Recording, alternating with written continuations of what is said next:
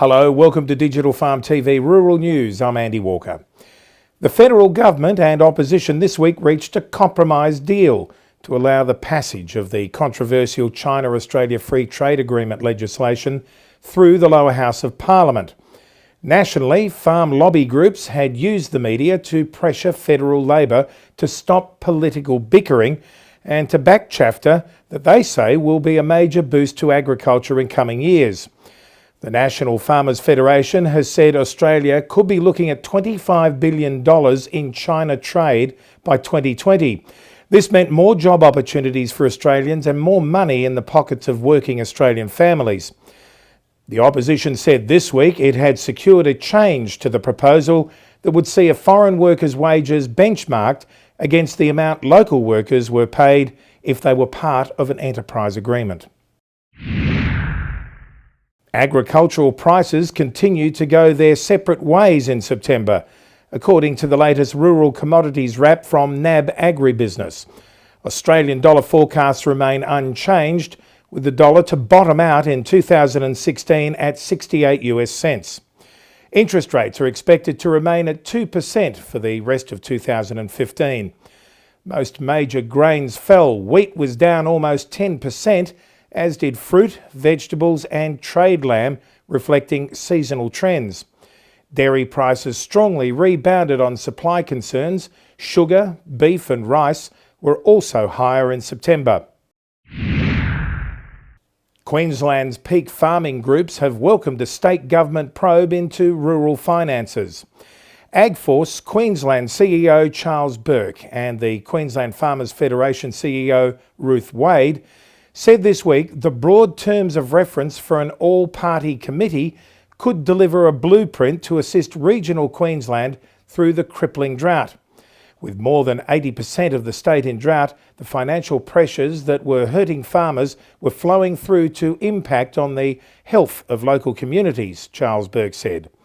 While AgForce needed to focus on the issues of the day, it also saw a major problem looming when the drought ended, when many producers would have to refinance to restock or replant. Flowering GM canola plants have been found growing beside urban Western Australian roadsides, giving rise to fears about the future of non-GM farming in the state. The WA GM Free Farmers Group and the Conservation Council have warned that markets for non-GM canola were at risk after the genetically modified canola was found growing more than 100 kilometres from the nearest grain farm. All the plants tested GM positive. Many were flowering and most had fully formed pods, meaning they could create more seeds, according to the West Australian. The affected sites were along the main trucking routes to the Kwinana port and were the likely result from spills during transport, the GM Free Farmers Group said. DNA testing has fast-tracked genetic improvement at Merino Tech Stud in WA, where rams will be almost entirely hornless by next year, 20 years faster than expected. The move was paying dividends in meeting the needs of clients, with commercial ram buyers seeking polled rams in preference to horned. Nearly all eastern states and New Zealand customers were now only purchasing semen from pure poll rams. Manager of Merino Tech, Ian Robertson, said DNA testing had demonstrated that about half the sheep that visually looked pure poll were, in fact, carrying the horn gene. Federal Liberal Dr Sharman Stone has pleaded with the South Australian Premier, Jay Weatherill, not to buy any more Murray River water at the expense of basin irrigators. Anticipation was this week high for a major sale of 20 gigalitres of excess environmental water, according to ABC Rural. Sharman Stone this week called for a commitment from South Australian Premier Jay Weatherill not to buy any of the water for Adelaide. South Australia had a federally funded desalination plant it had never used, Dr Stone said. Adelaide should look at turning on its desalination plant for toilets, gardens and car washing instead of buying another slab of irrigators' water.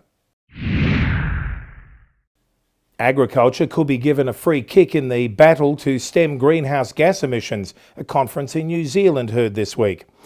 Global efforts to combat climate change should focus first on eradicating carbon dioxide emissions, while less action on agricultural greenhouse gases was justified in the short term. Professor David Frame said the focus on CO2 simply meant CO2 was the focus. Agricultural methane emissions was something the world could do something about later. While stopping CO2 emissions was important, agricultural methane was less urgent.